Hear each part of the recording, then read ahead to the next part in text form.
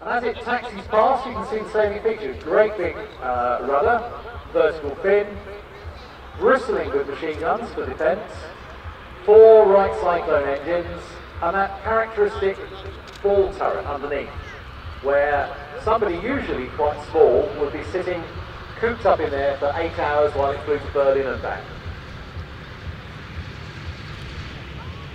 Yes, nearly a total of 5,000 horsepower with those 4 Wright Cyclones.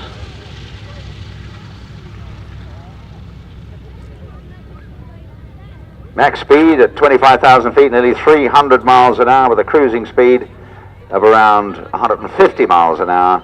And you can see them waving from the rear window there. They could climb to 20,000 feet, Melvin, in just over 30 minutes. So there we are, ladies and gentlemen, to your right, lined up on the runway, the mighty B-17 Flying Fortress Sally B. Also a star of many films, Hollywood blockbusters, TV documentaries. What a wonderful sound, the Wright Cyclone.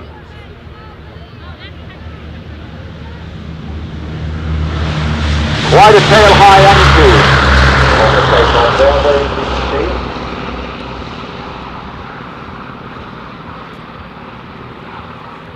Initially, of course, they battled through the German defences in daylight raids, but suffered very heavily by a young man, an American, who not only did he fly 125 mission group, but he also volunteered to fly a second one and survived. And then he flew the P-51 Mustang as a fighter escort for his beloved B-17. And he wrote this extraordinary, almost a prose poem. Get it if you can, because it tells all. It was called Serenade to the Big Bird. And Bert Stiles was his name, and when they found it on his body, Bert Stiles was just 21 years old.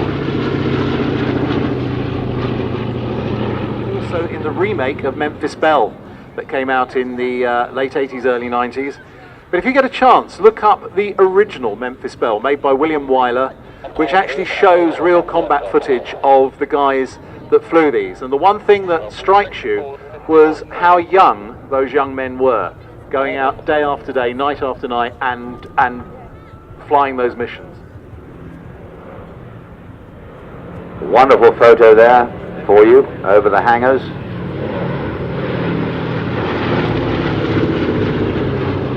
Yes, the age was extraordinary, as I said to you. Not one 25 mission group, but 2. That's 50 combat missions. Then flew the P-51 Mustang because they wouldn't let him do another tour, but he wanted to be with his beloved B-17. And eventually, as I say, he was killed. And he was, having done all that, he was just 21 years old. Bert Stiles, Serenade to the Big Bird. In 1980, Ted White and Eddie Sallingbow formed the Sally B Supporters Club, and it's those that have been raising huge amounts of money to keep this aeroplane flying. Look them up, Google them, have a look, and get involved, because this is an important piece of history. Without public support, these wonderful examples of living history simply will become dusty relics in a hangar somewhere.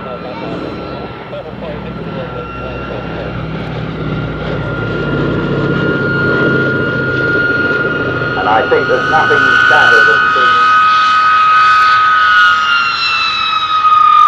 Yep, there are no little devils, aren't they, the banks?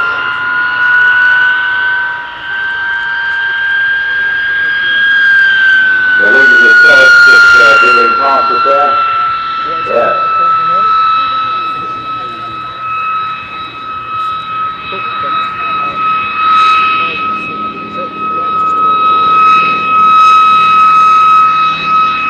Ted White did the airplane in Bronx Run. It was sadly killed in 1982 in a harbour crash.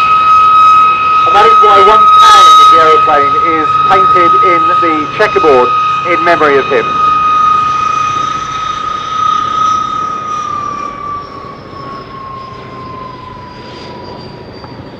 That little goblin engine is a swine. It is.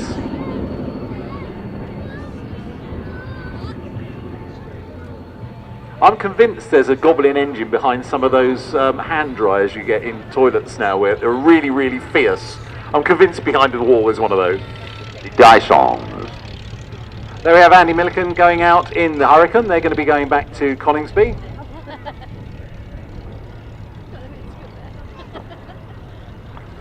Followed down the runway, of course, by Andy Priest in the Spitfire in the markings of Neville Duke, who, of course, was not only based here but lived here.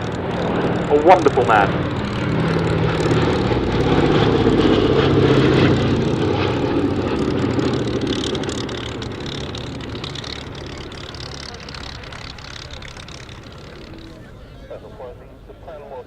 Prior to going to France with the Institut Géographique National, the B-17 was used for a number of trials in the US.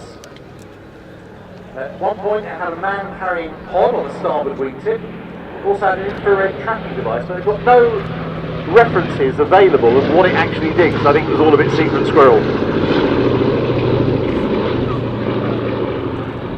They found that if you came head-to-head with a B-17, rolled and then pulled so that you disappeared downwards, you had a better chance of scoring hits. So the chin gun was put in place to counter just that. During the making of the remake of Memphis Belle, a few people tried this, and both the B-17 pilots and the Messerschmitt 109 pilots who were flying for the film said it was really scary.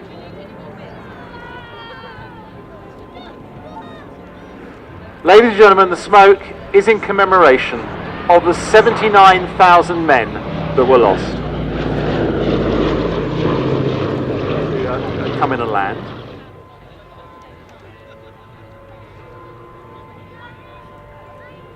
Giving the residents of Cranley a good look as it comes over.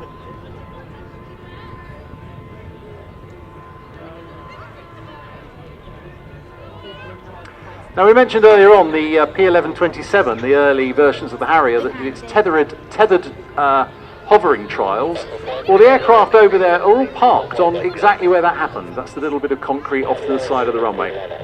So the B-17 coming in, flown by Peter Kuipers, and a tribute to all of those people that flew during World War II, and a magnificent tribute to all of those people who have worked so hard to keep it flying.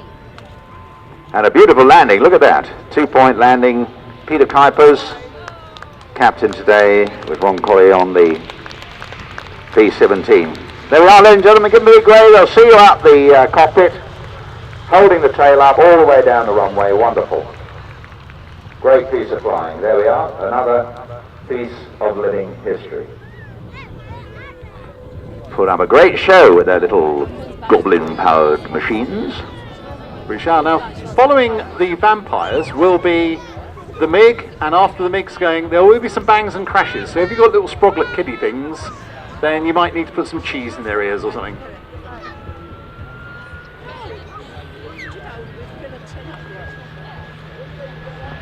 There's the Hurricane off, the BBMF.